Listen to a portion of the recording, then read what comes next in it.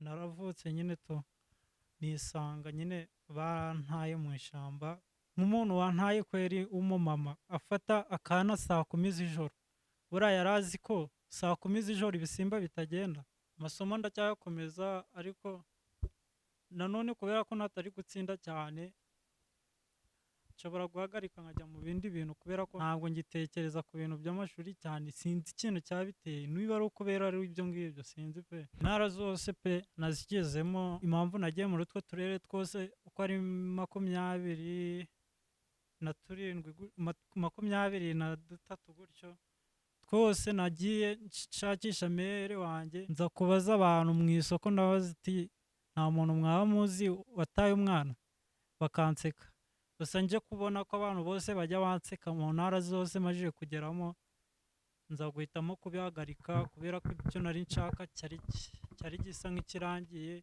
ariko kirangira icyo nari nshaka ngiye ubwanjye ku giti cyanjye ntabashije kubigeraho ndimba ati niba uri kureba kino kiganiro ni ukuri kw'Imana ndagusabye mbikuye ku mutima reba inshuro zose nacuragiye nta n'i Kigali pe ndagusabye basi tuzahure pe.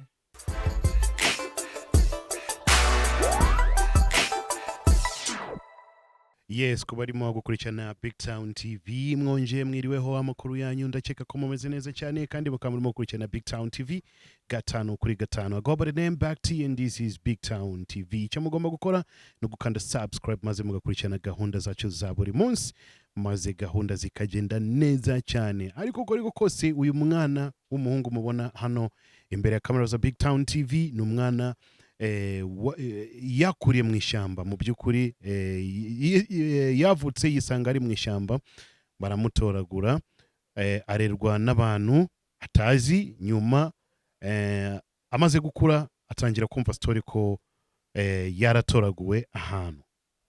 Ni story ibabaje cyane mu by'ukuri uyumvishe nawe yakubabaza uko ariko kose irababaje mu by'ukuri ariko icyo tugomba gukora reka dukurikirane story yiwe maze tuze kumugira inama no kumenya n'iki cyakorwa kugira ngo ubuzima bwe bubashe kugenda neza.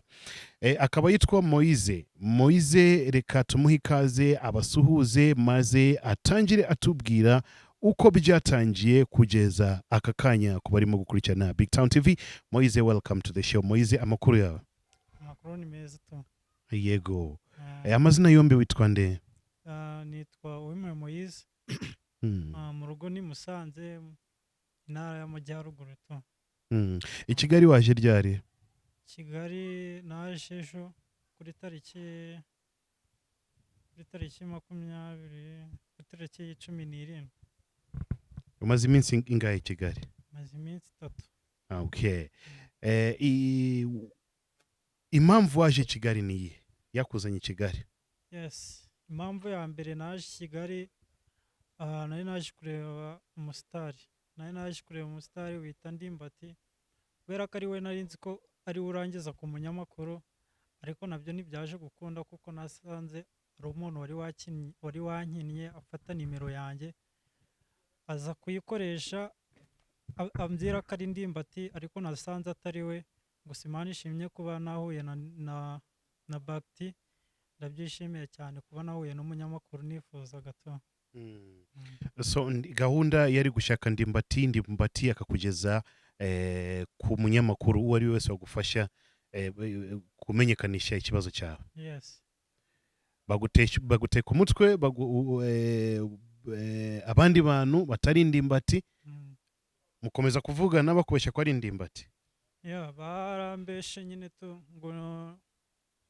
ngo ni Ndimbati turi kuvugana baza kumbwira ko nyine ngo agiye kumuza n'abanyamakuru bakomeye nza kubyemera nyine tunza gutega imodoka mbi Musanze niyo tike nayibonye nabwo bigoranye ntabwo ndabijyamo cyane gusa naje kujya ahantu kure cyane gusa ariko ndishimye kuba narawe na Bakti nawe nari nshaka kuzahura nawe ariko abo bantu baje kumpamagara baje kumbwira ko nyine ari Ndimbati turi kuvugana nyirizina kazamuza n'umunyamakuru nkaza kumubwira ibibazo byanjye mfite bakaza no kungira inama nyine yuko ibyo bibazo nabicamo.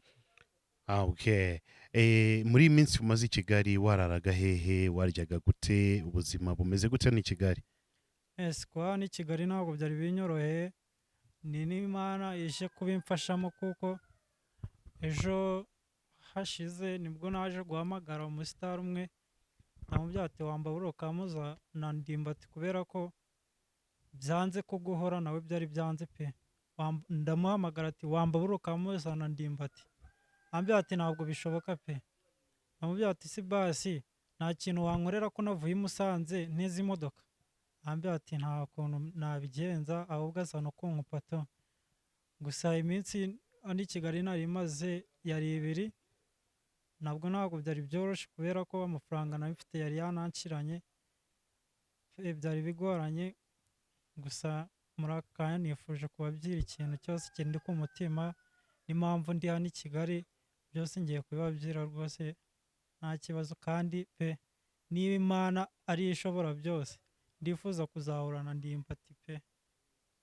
Ndimbati niba uri kureba kino kiganiro, ni ukuri kw'Imana ndagusabye mbikuye ku mutima, reba inshuro zose nacuragiye hano i Kigali pe, ndagusabye basi tuzahure pe kuko ndakwifuza.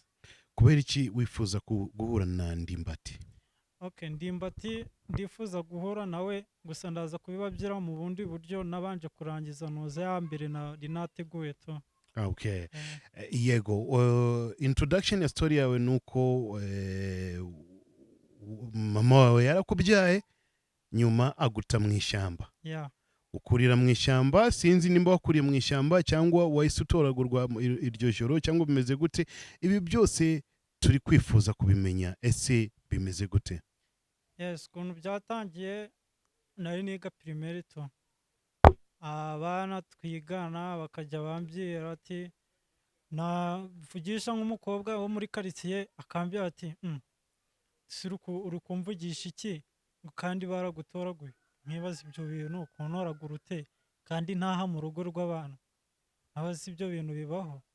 Okay, nkaza kubyirengagiza kubera ko nari ndi umwana mutoya, nkavuga ati bya bindi byo gukina kw'abana. Ubwo nari mfite nk'imyaka 8, majije kugira nk'imyaka nka 14, ubwo nari ndi kwiga muri primaire, naje umukobwa umwe yarambye ati mwana baragutoraguye ntukazajye wiyemera mwana, dore nta n'ahantu duhuriye ubundi wowe ntukajye wirata.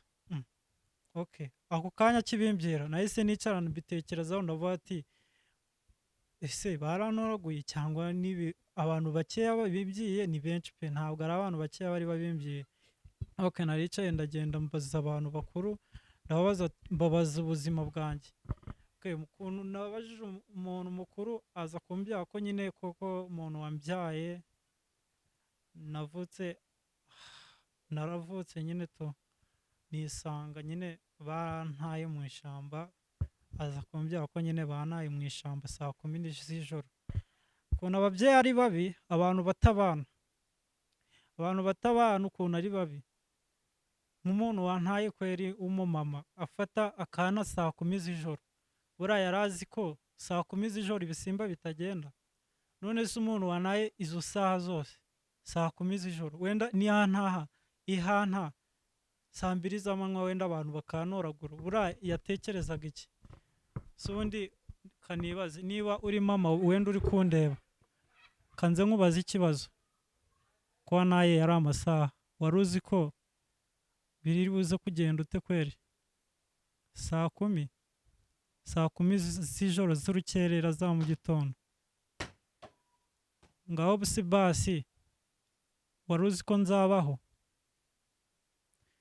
Okay, ntabwo ndi bubitindaho, ariko abantu batabana pe. Reka dutangire inyuma gatoya. Wakuriye hehe, warezwe nande, yakureze gute, ubuzima bwabaye bumeze gute? Ahangaho ni nyuma tuze kugaruka inyuma, ukuntu bakubwiye story, ukuntu bagutaye. Yes, ukuntu story imeze rero, baje kumbwira ko nyine bantaye ayo masaha. Amasaha nyine bantaye, ubuzima bwanjye ntabwo bwari bworoshye.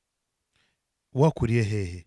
nakuriye mu karere ka Musanze ahantu bita i Yaounde mu murenge wa Musanze.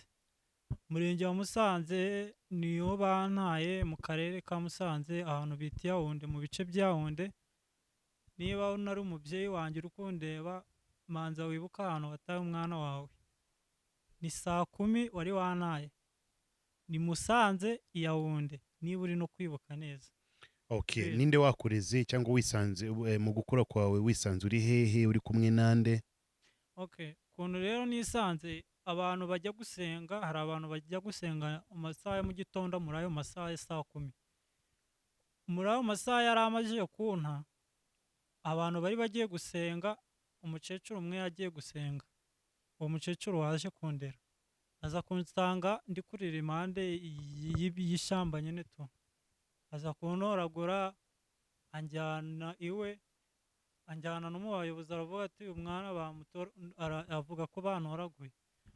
Okay, baramubwira ati okay nta kibazo murere, kubera ko bari babuze mere wanjye nyine tu. Nuko nguko byaje kugenda nyine tu.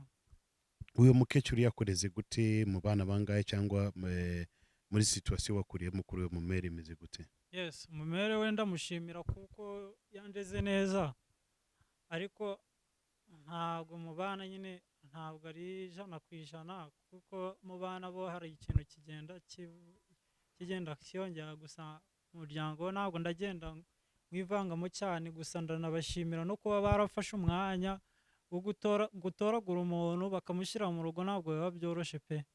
Abantu benshi tubona hano hanze baba bagenda please. Gusa njyewe ni ikintu kijya kimbabaza burya bagti, bano bantu baba barataye nta nibo usanga barabaye imbobo, nibo biba pe. Iyo nsanze umuntu bari kumukubita nta na famiye afite, please nibo biba, nitwe twiba. Gusa iyo nsanze uri gukubita umujura nta na famiye agira, njye birambabaza byatari. Gusa nk'ikintu nashakaga, ndaza gushyiraho nimero yanjye ku buryo buri muntu wese uri hano mu Rwanda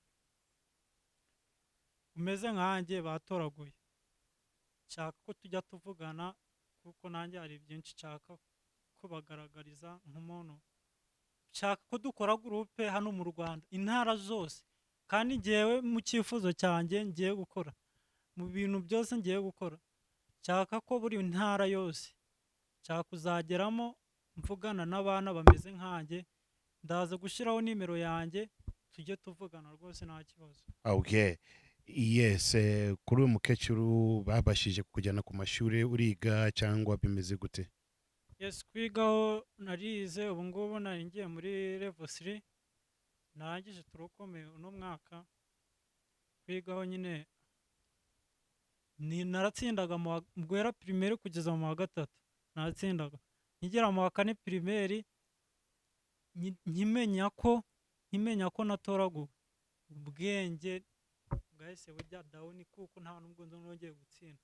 Nahise nangira kwibaza kuko naratoraguwe, ntangira gutekereza ibintu byinshi, si ubu nzabaho ute, nanjye nzaba imbobo, nanjye nzasabiriza ibintu nk'ibyo. Abo ati mana, kuko nibyo ngibyo nahitaga ntekereza kugeza na n'ubu. Ntabwo nari ngitsinda mu ishuri. Abantu batabana pe baba barabishe babica byinshi cyane. Uracyakomeza amasomo yawe? Amasomo ndacyakomeza, ariko nanone kubera ko natari gutsinda cyane nshobora guhagarika nkajya mu bindi bintu, kubera ko narangije senior 3, nshobora kujya no mu bindi bintu bitagoye cyane, ariko atarimo amasomo menshi cyane tu. Wakwihanganya ukarangiza senior 6 afadhali? Senior bagti bamba ndi gutekereza ibintu byinshi, sinzi impamvu, niba ari ukubera ko namaje kuyakira kuri iyo life nyine naciyemo, ariko nyine biragoye kubera ko ntabwo ngitekereza ku bintu by'amashuri cyane. Sinzi ikintu cyabiteye, niba ari ukubera ari ibyo ngibyo, sinzi pe. Okay. Utangiye kumva abantu bakubwiye ngo baragutoraguye, bagutaye, reaction wese ukora cyangwa reaction wese ukora ako kanya ni yihe?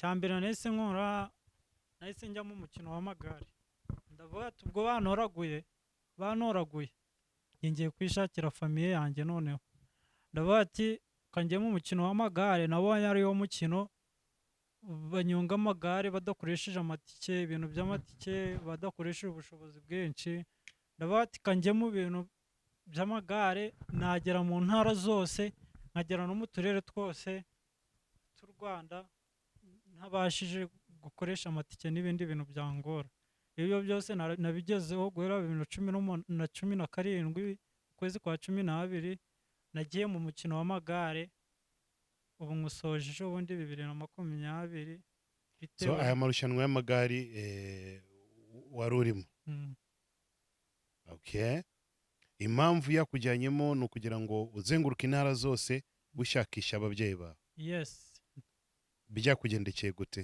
intara zose pe nazigezemo ubu ngubu uturere twose ntazi tw'u Rwanda tugera muri 6 ariko natwo mu minsi mike nzaba natugezemo ariko nyine impamvu nagiye muri utwo turere twose uko ari 23 gutyo twose nagiye nshakisha mere wanjye nkaza kubaza ahantu ni Rusizi naje kugerayo nza kubaza abantu mu isoko ndabaza ati nta muntu mwaba muzi wataye umwana bakanseka i Muhanga nagezeyo ngera ara mu isoko impande ya gare naho ndababaza ati nta muntu muzi waba warataye umwana mu karere ka Musanze nabo bakajya banseka gusa nje kubona ko abantu bose bajya banseka mu ntara zose majije kugeramo nza guhitamo kubihagarika kubera ko icyo nari nshaka cyari gisa nk'ikirangiye ariko kirangira icyo nari nshaka ngiye ubwanjye ku giti cyanjye ntabashije kubigeraho niyo mpamvu rero naje guhita mbihagarika gusa nyuma yo kubihagarika nabwo kubera umujinya nahise ngira byatari buri modoka yose nahuraga nayo numvaga nshaka kuyikubita guhura nayo nyine ngo nyigonge gusa nabyo biranga ngerageje gukubita imodoka muri Kivuruga ahantu bajya Musanze uburenze burangaho gakeya utangiye gucuruka ujya Musanze naje gukwepa aho gukubita imodoka njye nayiciye ku ruhande nakomeza ngo muntu uza ngo mu mukingo nza kugira ibiseba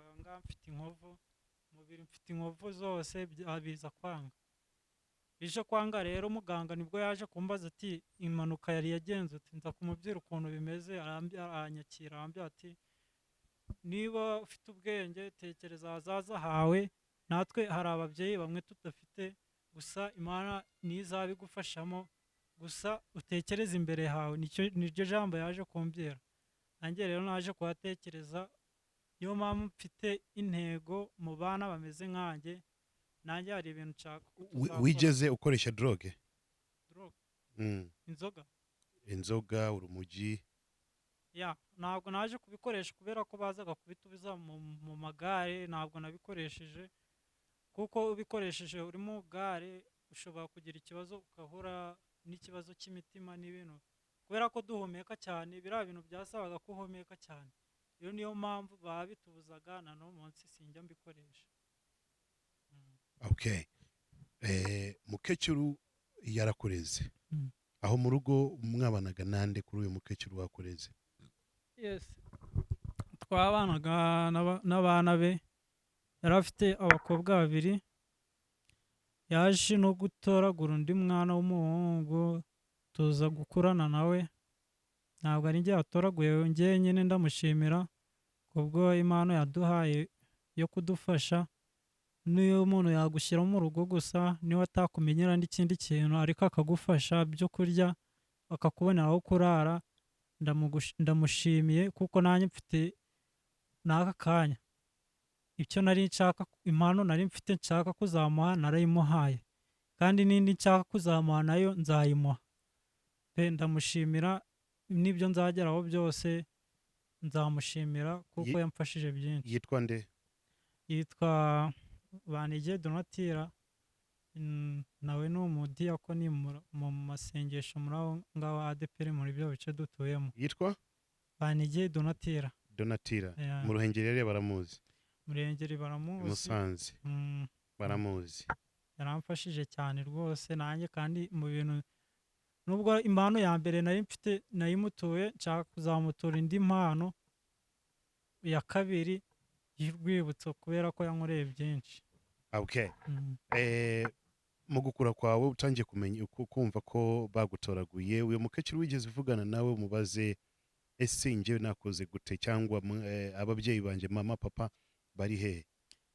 Ewe, ntabwo nkunda kubimubaza kubera ko mbimubajije cyane nagira emosiyo kandi ntabwo napfa kugaruka vuba, nagira ikibazo gikomeye cyane, ntabwo njya mbimubaza kubera ko naramuka bimbwiye kuko nzumva nabimbwira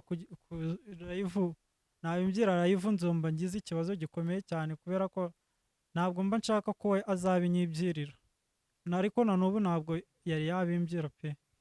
Kugira ngo ufate icyemezo cyo kuza gushaka amateleviziyo utubwire iyi nkuru yawe, kandi byagomba gutangirira mu rugo aho utuye, ukabaza umukecuru n'abandi ukababaza ese nakoze gute njyewe, papa mama bari hehe? Ndakeka ko yari kuba inzira nziza cyane mu itangiriro imbere y'uko uza no kudushaka twebwe. Ya, itangazamakuru biragoye, ayembye abanyarwanda ko hari ibintu bigora pe, gura n'umusitari biragora, gura n'itangazamakuru nabyo biba bigoye, byarangoye kugira ngo mpure n'umunyamakuru. No, utaraza kudushaka mu nzira igoye yo gushaka abanyamakuru, kubera icyo utatangiriye mu nzira yo hafi y'ubugufi mu rugo uri kumwe n'umukecuru ukamubaza ese papa wanjye ari hehe, mama wanjye ari hehe? Ya, abaje kunsobanurira bari bambwiye ko nyine bantaye banabashije kubaza, bambwiye ko ntabwo baba bazi aho baherereye. Umukecuru waramubajije? Umukecuru we ntabwo nigeze mbimubaza. Kubera iki?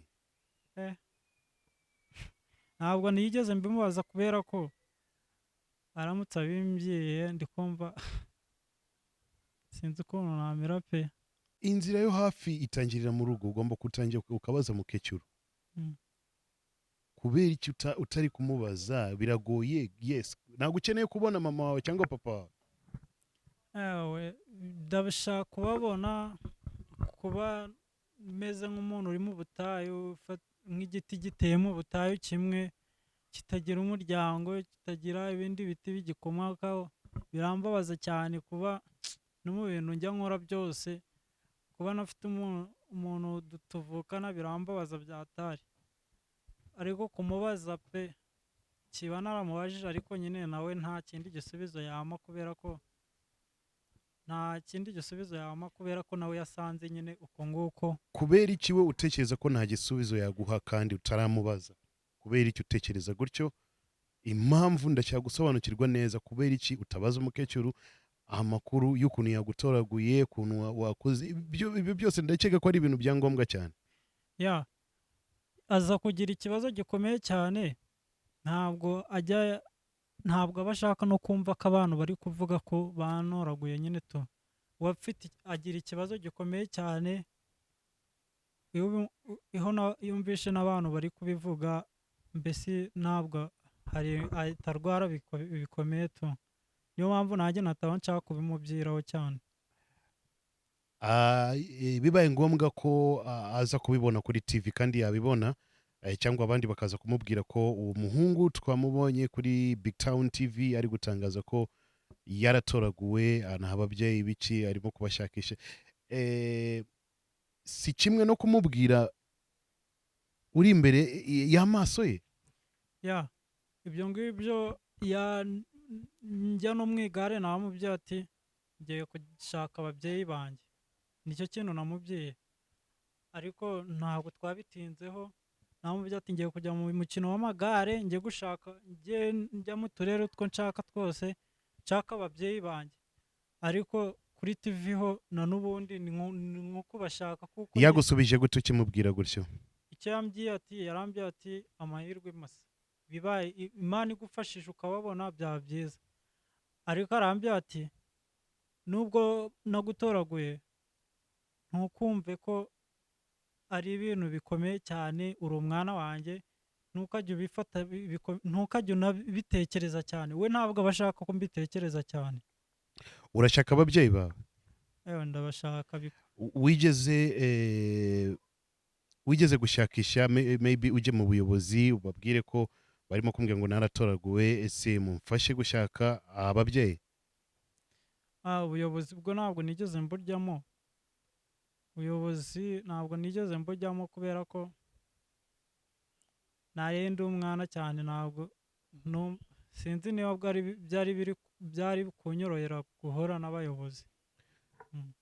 Ikintu cyiza ni uko wari kubanza kuganiriza umukecuru. Urakuze ubu ngubu, wafashe n'inzira yo kuva i Musanze ukaza i Kigali guhiga abanyamakuru kugira ngo tubwire iki kibazo cyawe, ariko byari kuba ngombwa cyane cyane cyane ko bitangirira mu rugo.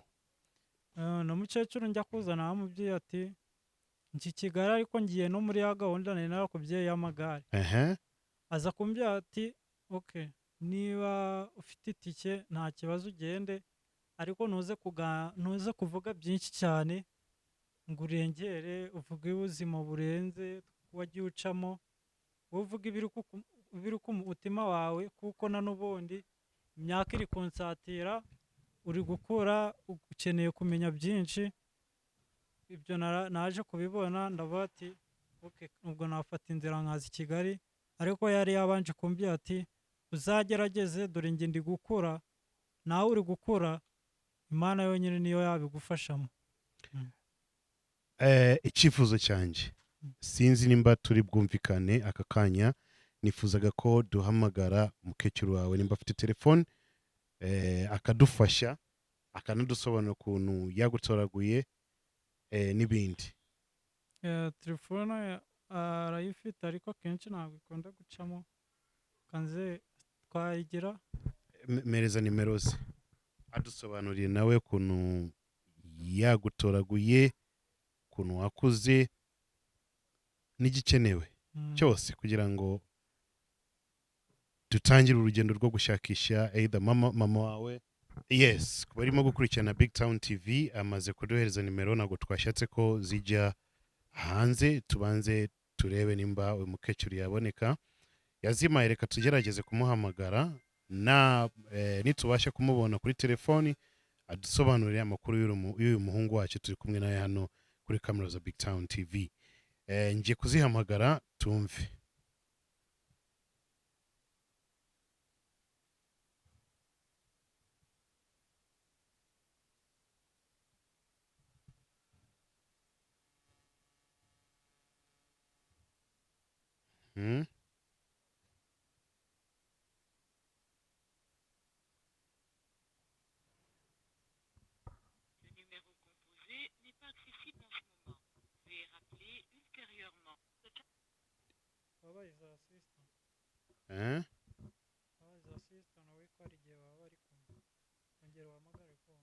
Izi ndabona zanditswe Diakoni Bamutima. Twongere indi ciro imwe turebe.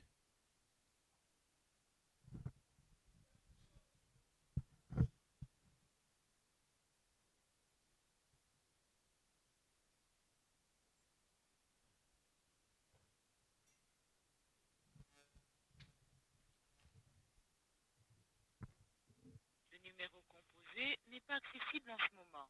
Veuillez rappeler. Ngo uduheza za sister. Umusista uri kumwe nawe cyane.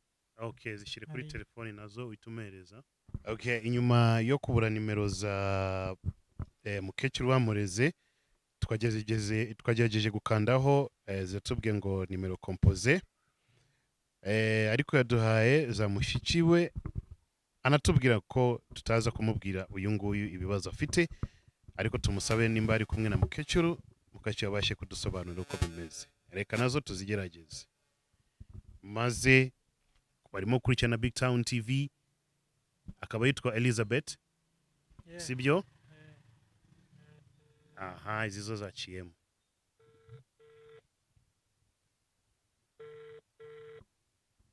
Mubaze ko nkeneye nde? Umukeneye mama zabayo nta kibazo. Mama? Mama zabayo cyangwa mama Moyezi. Mama. Allo?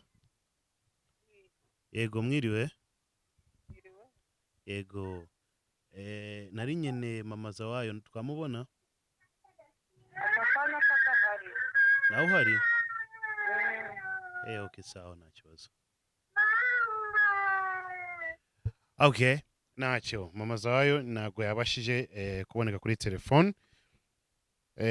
Mushiki w'umuhungu turi kumwe nawe hano nawe yatubwiye ko mama Zawayo ntago yaboneka aka kanya. Nta kibazo. So, uko ariko kose n'uyu mushiki wawe araza kubimenya biciye kuri BigTown TV. Kubera icyo utashatse ko tumubaza.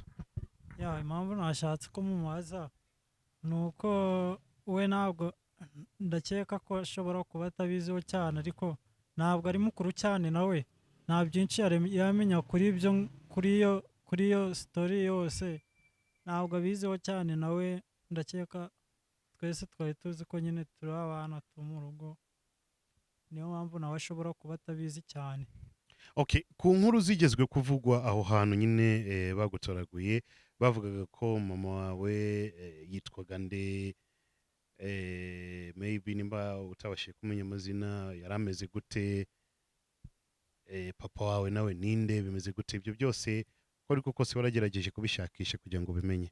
Narabishakishije ariko baje kumbwira ko nyine ari nk'uko usanga bari iri mu muhanda utazi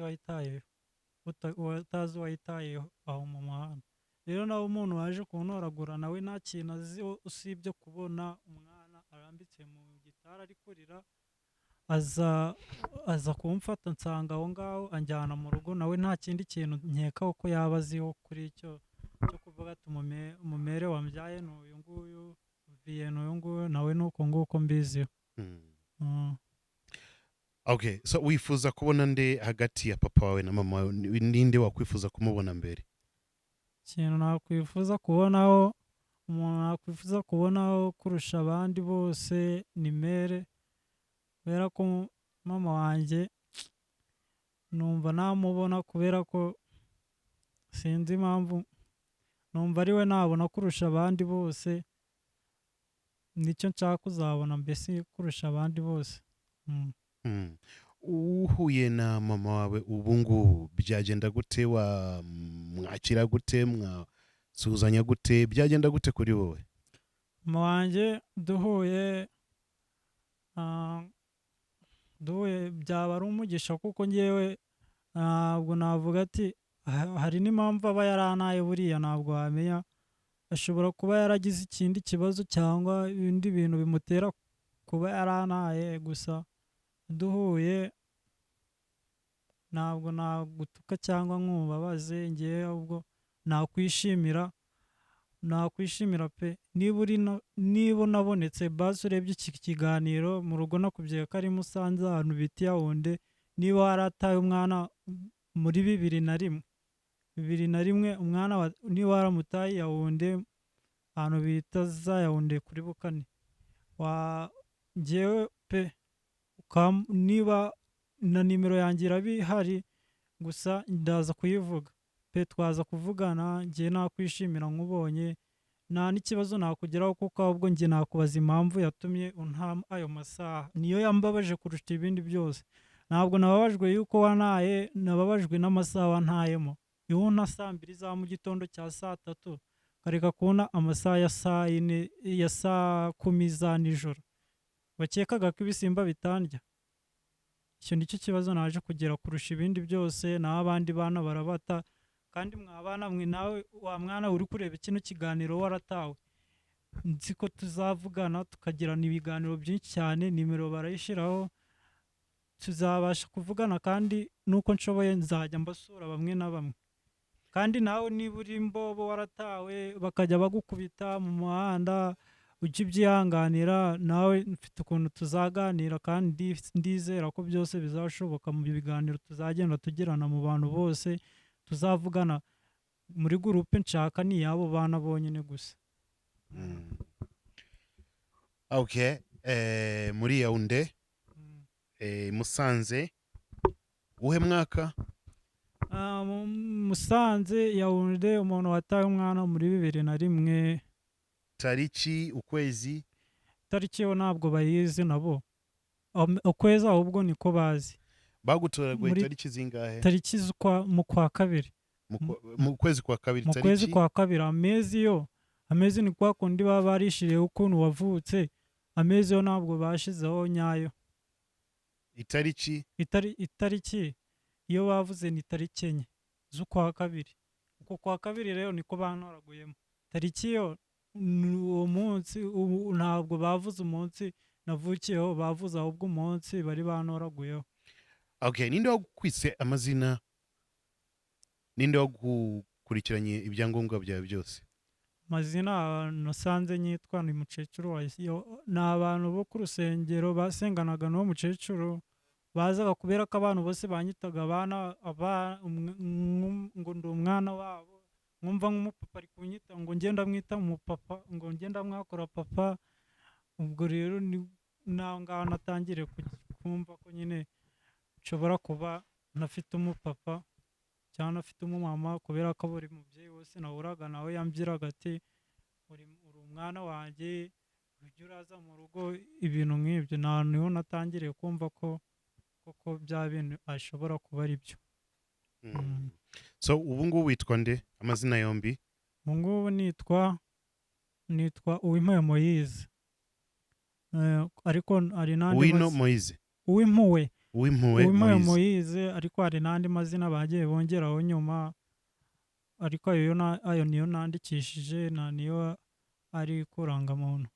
Okay. Sawa.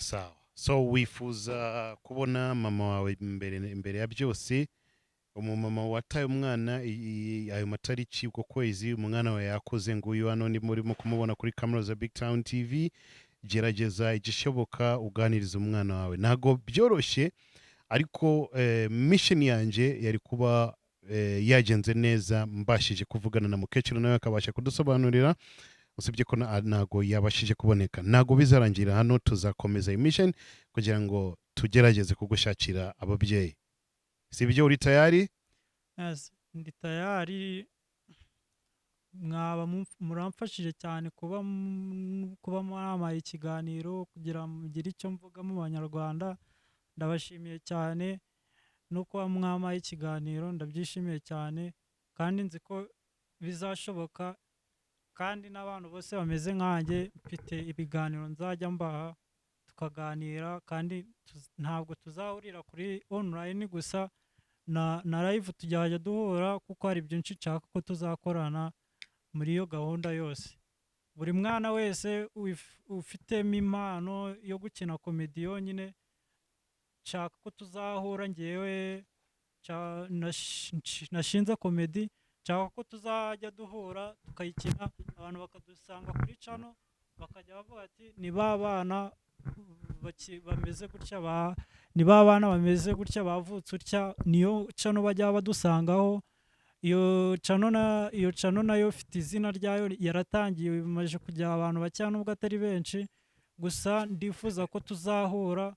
Kubera iki watekereje ide yo gushaka abana bameze nk'abo batawe n'ababyeyi? Yes, impamvu nabatekereje ntabwo nshaka kumva abana bari kubafata bari kubakubitira mu mihanda ngo bari kwiba.